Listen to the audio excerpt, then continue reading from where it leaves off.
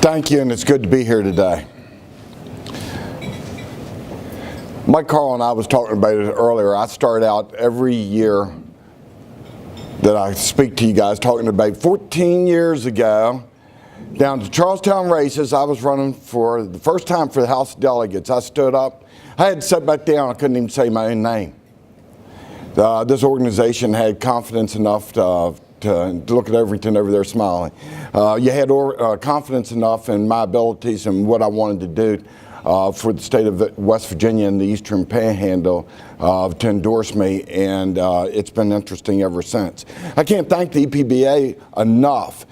Since I'm on video and I'm going to be posting this on Facebook after it's done, I want everybody to know that if you run a business in the Eastern Panhandle or anybody, come July the 26th at 1 p.m. at Hollywood Casino.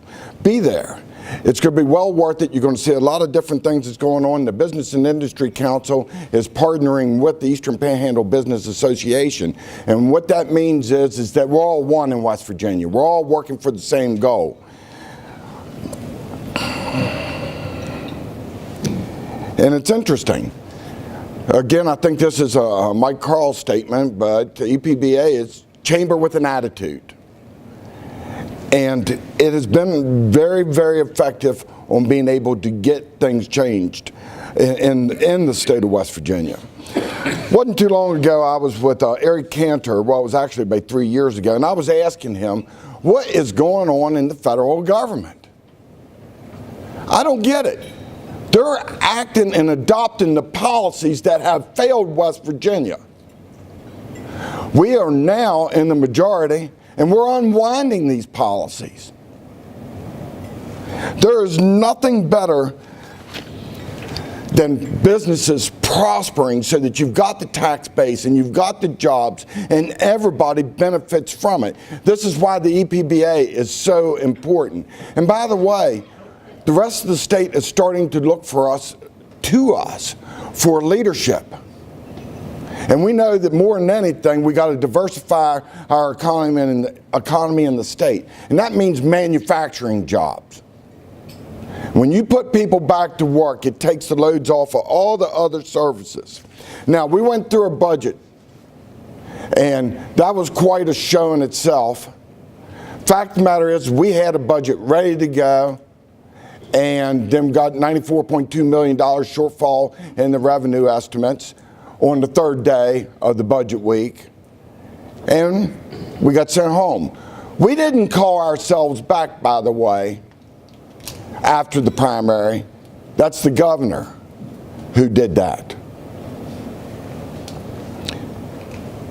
But we got through it, and we got moved on, but keep in mind that the fiscal year does not end until June the 30th of 2017. So we have lots of opportunities in this next upcoming session to be able to go and backfill where we're taking money out of the rainy day fund and to make even more changes. And keep in mind, the governor limited the call.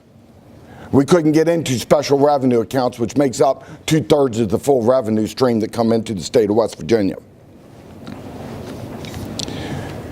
Here's a little bit of a surprise announcement that will be coming before long. The Osteopathic School gets $6.8 million out of the general revenue budget. They have done a resolution supporting legislation that we're doing in Senate Government Organization to allow them to be removed from the state system. In other words, so that they can flourish. They turn away about 1,500 students a year that apply. They only accept 200. They turn away 1,500. That's crazy. Hotline. We're putting together a hotline right now so that you know where there's waste, abuse, and fraud that are taking place. Anybody, you'll be able to call in and let us know about that. So this game is not over. Actually, it's just beginning.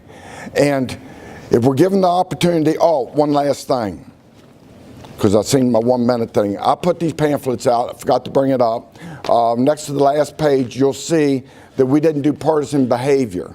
If you take a look at this page there, it'll show you what the voting records are and how when we were in the minority for 84 years, by the way, that lots of times we got 0 bills passed.